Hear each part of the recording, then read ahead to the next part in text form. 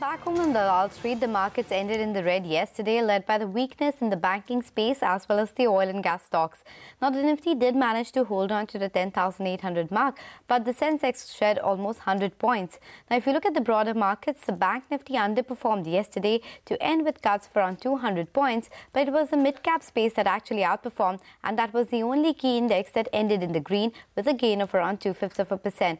But that was about yesterday. How are the cues stacked up for trade this Friday morning?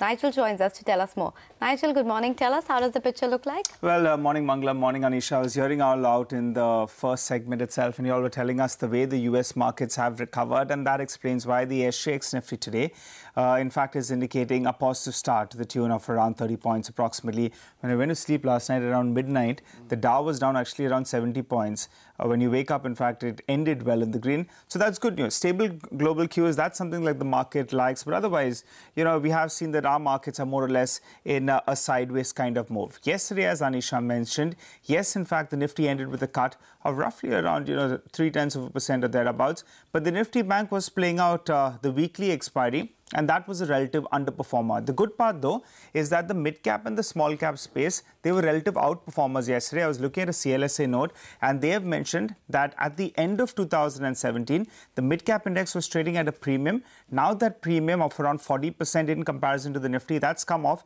and it's trading at a bit of a discount in comparison to the Nifty. That's the mid-cap index in comparison to the Nifty. So that was a note that came out yesterday. So good to see that there is some nibbling being taken place in the broader markets.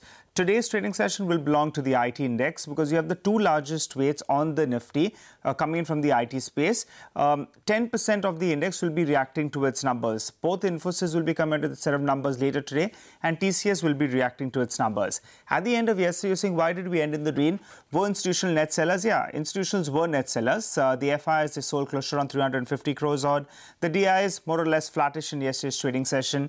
But the live indicator you have is the Nifty futures premium. And that expanded from around 22 to around 35, 36, telling you there were some long positions that were added. So it gave you a bit of a cheat. And at the end of the day, if you looked at the F&O data, yes, the FIs added more longs than short positions. In fact, they added close to around 3 longs for every 1 short position. And that's what justifies the premium expanding on the Nifty futures itself. Overall, though, it's pretty even, Stevens. 50% of the positions on the long side, 50% on the short side. In terms of index options, yesterday they unwound some puts that they had bought. But on the whole, they have bought more puts than calls. So if things go wrong, there is cushion on the downside. And otherwise, they have written more puts than calls. You're not expecting any big downside. Levels should come up for you on the screen. Technical levels that we're looking at. The 50 DMA, that becomes most crucial. That's at around 10,700.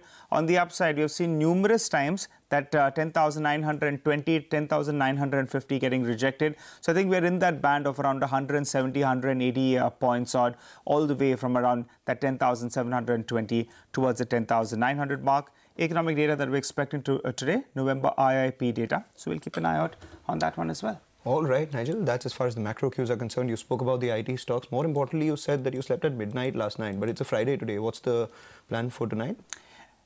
What's the plan? No, there's nothing. I'm a married man, Manglam. I mean, these kind of things is what, People like you do who are not married. Yeah, you're the party boy, Manglam. I do not party. I don't remember in the last few years when Manglam's asking what's happening on a Friday. And maybe it'll be a good book that you'll be reading. Perhaps. Or maybe playing some music.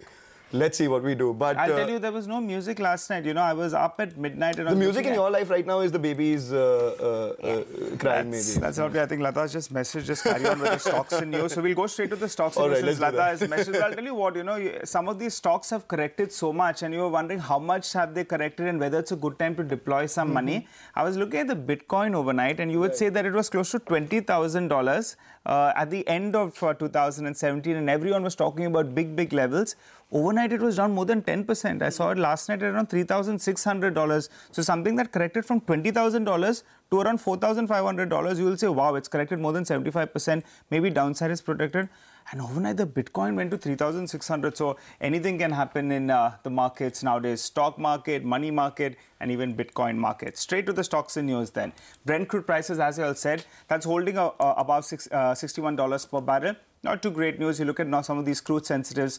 OMCs will be under pressure. They saw a bit of a cut yesterday, so how much of that is factored in? You have the aviation stocks as well that could see some selling, and maybe paint companies as well because the input costs go up. So that's a broad theme that you keep an eye out. Crude prices going up in these three sectors. But otherwise, the big earnings reaction will be coming in from TCS. Now, on the top line, it was good news. Good growth being seen there on a year-on-year basis. The growth that they showed is the highest that we've seen in the last 14 quarters. So thumbs up there. But I was hearing Rima out yesterday, and she was saying that we're expecting a margin, expansion. That didn't come about. In fact, there's a bit of a compression.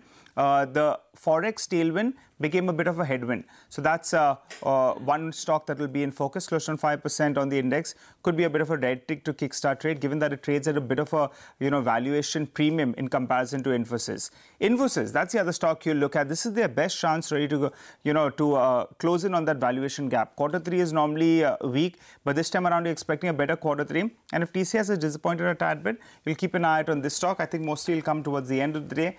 Another couple of stocks, HFCL, you'll have NBCC, a couple of stocks in the broader markets besides the result reactions that we'll be looking at.